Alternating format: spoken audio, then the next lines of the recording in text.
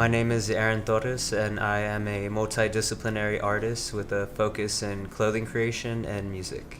Growing up, what was most important is expression and an identity that I wasn't necessarily finding at like your conventional clothing stores. So I certainly had like a big fixation with thrift shopping, really embracing the individuality that you can possess through your clothes and the expression that comes with that, the liberation that comes. Ever since I was a kid, I would certainly alter my clothing or paint on it or like print out those like iron-on decals and such.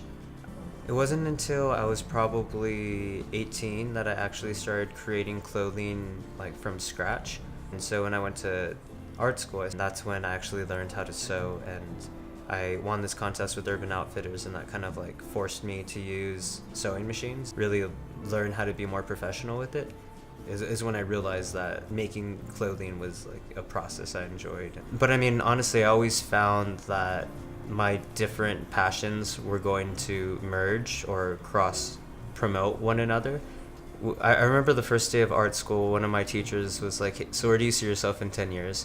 And I was like, I want to have a production company. And I feel like right now it's like finally like taking shape. You know, I've been working as a tailor for the past 10 years. So fashion or clothing design or being a tailor, creating with clothing has been like my artistic career. Right after art school is when I became a tailor, and like my first job as a tailor, that was definitely like very validating in the sense of like, okay, I could be creative, I can use my hand and my creative abilities to basically satisfy my soul, satisfy my desires as an artist, but also generate, you know, my income and be able to survive off of that. Had always certainly been the goal. That's why I went to art school. That's why I've identified as an artist for so long. It certainly was around that time that it started to fall into place, and the work was revolving around my art. And then of course outside of work, it's like, you know, working your art, but then your art is your work. So it's like this like continuous cycle of evolving, I think, as an artist, as a business-minded person. One of my problems with art school actually is I think it should be required to teach artists to think more entrepreneurial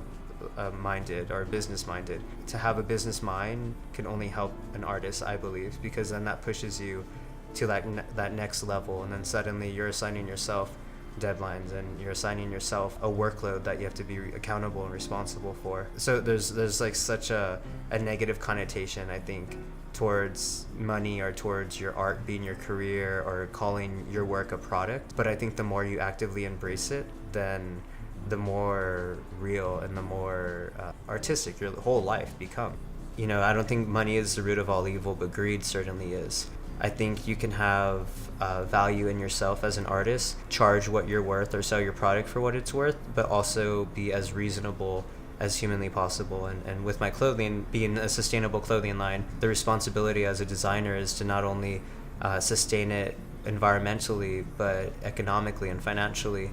And that also comes with educating people as to why, you know, my price points may not be as cheap as Walmart or fast fashion, because I don't think clothing should be undermined that way. You completely lose the value of the craft because of the industrialization of it. If anybody wants to call me a sellout to my face, I'd gladly have a conversation with them as to why I'm actually a pretty awesome person, I think. I hate working for other people. I am an awesome worker, but I'm a really horrible employee.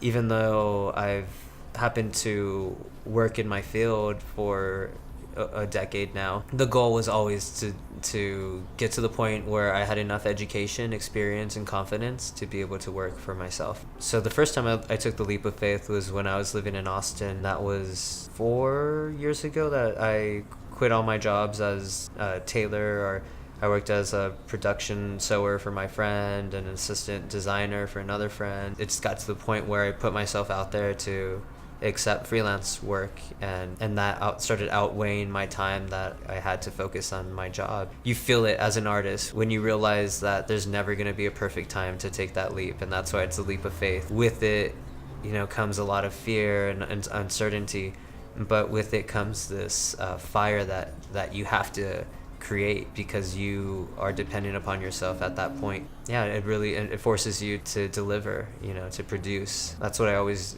knew I wanted. Like my life to be my art, my art to be my life. I'm a circus freak unicorn, and I've had to accept it.